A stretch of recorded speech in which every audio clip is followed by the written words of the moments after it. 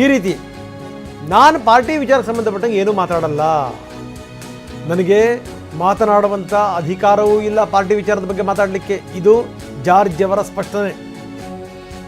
K J George ಹಿರಿಯ ನಾಯಕರು,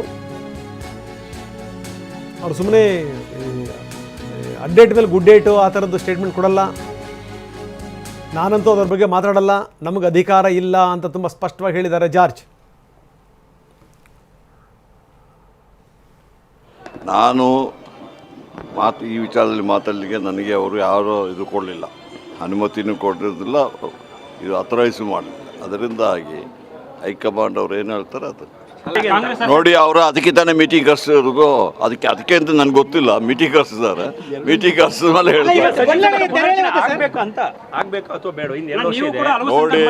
ನೋಡಿ ಕೇಳಿ, ಈಗ ನಮ್ಮ ಚೀಫ್ ಮಿನಿಸ್ಟರ್ ಬಂದಿದ್ದಾರೆ ಇಲ್ಲಿ, ಅವರು AICC ಪ್ರೆಸಿಡೆಂಟ್ನ ಮೀಟ್ ಮಾಡಿ ಹೋಗ್ತಿದ್ದಾರೆ.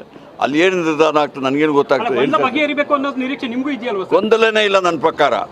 ಮತ್ತೆ ಡೆಲ್ಲಿಗೆ ಇಷ್ಟು ಜನ ಬಂದು ಇಷ್ಟು ಜನ ನೋಡಿ, ಡೆಲ್ಲಿ ನಾವು ಕಾಂಗ್ರೆಸ್ ಅವರು ಈಗಲ್ಲ, ಮೊದಲಿಂದ ನಾವು ಡೆಲ್ಲಿ ವಿಸಿಟ್ ಮಾಡಿದವ್ರೆ. ನಾವು ನಮ್ಮ ಹೆಡ್ ಕ್ವಾರ್ಟರ್ಸ್ ಇರೋದು, ನಮ್ಮ ಇರೋದು ಡೆಲ್ಲಿಯಲ್ಲಿ. ನಾವ್ಯಾಕೆ ಬರಬಾರ್ದು? ನೀವು BJP ಅವ್ರನ್ನ ಕೇಳ್ಬೋದು, ಅವ್ರು ಬರೋದಿಲ್ಲ. ನೋಡಿ, ಅದು ನನಗೇನು ಗೊತ್ತು? ಅಲ್ಲಿ ಏನು ಅಲ್ಲ, ಅವರು ನೋಡಿ ಏನು ಚರ್ಚೆ ಮಾಡ್ತಾರೆ ನನಗೆಲ್ಲ ಹೇಳಿದ್ರೆ ನಾನು ಹೇಳ್ತಿದ್ದೇನೆ.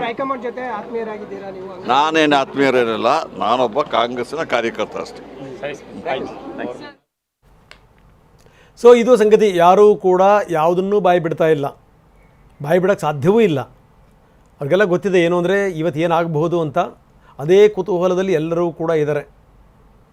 ಏನಾಗುತ್ತೆ, ಏನಾಗಬಹುದು, ಎಲ್ಲರ ಮುಖದಲ್ಲೂ ಕೂಡ ಆ ಪ್ರಶ್ನಾರ್ಥಕ ಚಿಹ್ನೆ ಎದ್ದು ಕಾಣ್ತಾ ಇದೆ.